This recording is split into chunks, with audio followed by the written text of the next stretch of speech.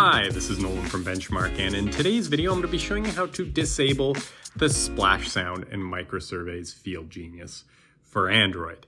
So anytime you start up the program, you get this wonderful little animation, as you can see, that's playing right now, followed by what I would deem a quite obnoxious startup sound. And I'm going to show you now how to turn that off. And if I go into FieldGenius here, I'm going to be open to my project manager.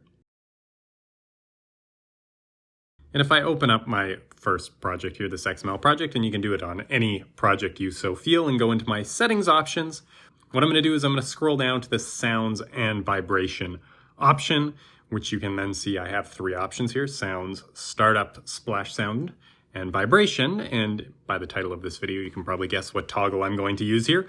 I'm going to be turning off the toggle next to startup splash sound, and this will mean the next time I start my application, I won't be greeted with what can only be described as an ear-bleeding experience.